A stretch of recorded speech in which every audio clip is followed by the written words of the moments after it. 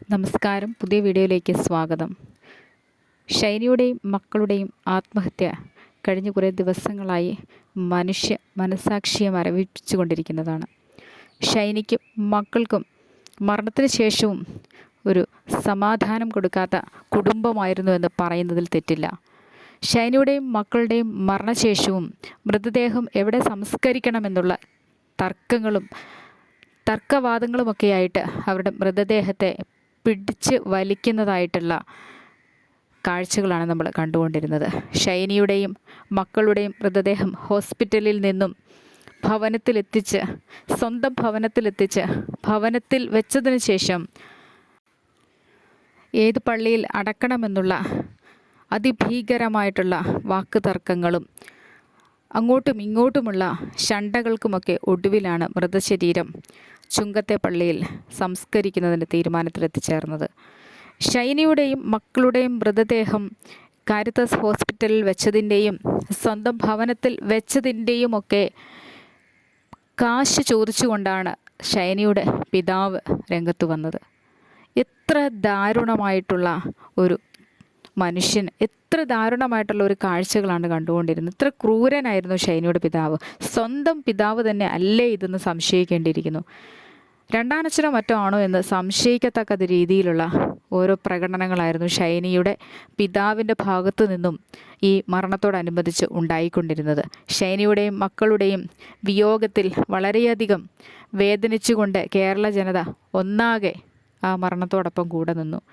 പക്ഷേ ഷൈനിയുടെയും മക്കളുടെയും മൃതശരീരത്തിന് യാതൊരു രീതിയിലുമുള്ള സ്നേഹമോ ബഹുമാനമോ ഒരു അല്പം ആശ്വാസമോ കൊടുക്കാത്ത രീതിയിലുള്ള പ്രകടനങ്ങളും പ്രവർത്തനങ്ങളുമായിരുന്നു ഷൈനിയുടെ പിതാവിൻ്റെ ഭാഗത്തു നിന്നും ഉണ്ടായത്. ഭർത്താവിൻ്റെ വീട്ടുകാരുടെ ഭാഗത്തുനിന്നുണ്ടാകുന്ന പ്രയാസങ്ങളാണെങ്കിൽ സാധാരണ കേൾക്കുന്ന ആളുകൾക്ക് അതിനെക്കുറിച്ച് എന്തെങ്കിലുമൊക്കെ വിമർശനങ്ങൾ ഉന്നയിക്കാം. ഇത് സ്വന്തം പിതാവിൽ നിന്നും ഇത്തരത്തിലുള്ള പ്രവർത്തനങ്ങൾ ഉണ്ടാകുമ്പോൾ എങ്ങനെ ന്യായീകരിക്കാൻ കഴിയും?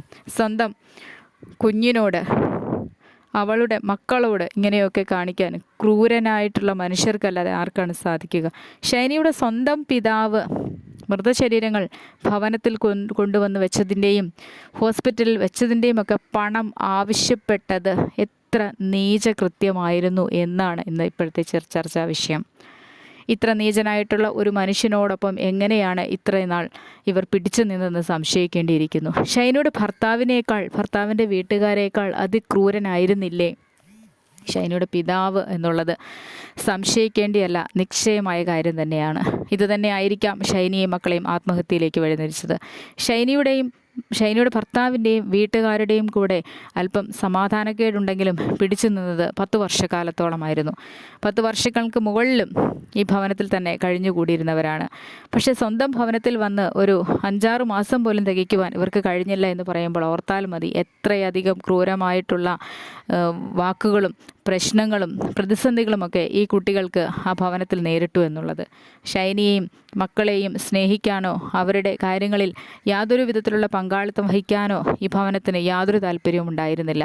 ഓരോ ദിവസവും കുത്തുവാക്കുകൾ കൊണ്ട് ഈ കുഞ്ഞുങ്ങളെ വളരെയധികം വേദനിപ്പിച്ചിരുന്നു. അവരെ TV കാണിക്കുന്നതിനോ അയൽഭവനങ്ങളിൽ കളിക്കാൻ വിടുന്നതിനോ ഒന്നിനും, സ്വന്തം ഭവനത്തിൽ അല്പസമയം കളിക്കുന്നതിനോ ഒന്നും, ഒരൊച്ച വെക്കുന്നതിനോ ബഹളം വെക്കുന്നതിനോ പോലും കുട്ടികളുടേതായിട്ടുള്ള യാതൊരു സ്വാതന്ത്ര്യങ്ങളും ഇല്ലാതെയായിരുന്നു ഷൈനയുടെ പിതാവ് അവരെ അവിടെ വളർത്തിയത്. ഒരു വേലക്കാരിയുടെയോ അല്ലെങ്കിൽ അതിനപ്പുറമോ ഉള്ള ഒരു സ്ഥാനം നൽകി ഷൈനിയെയും മക്കളെയും പിതാവ് അത്രമാത്രം അവഹേളിച്ചുകൊണ്ടാണ് ആ ഭവനത്തിൽ കഴിച്ചിരുന്നത്. ഷൈനിയുടെയും മക്കളുടെയും മരണത്തിന് ശേഷവും ആ മൃതശരീരങ്ങൾക്ക് വിലയിട്ടുകൊണ്ട് ഇത്ര ക്രൂരനാണ് താനെന്ന് തെളിയിച്ചിരിക്കുകയാണ് ഷൈനിയുടെ പിതാവ്.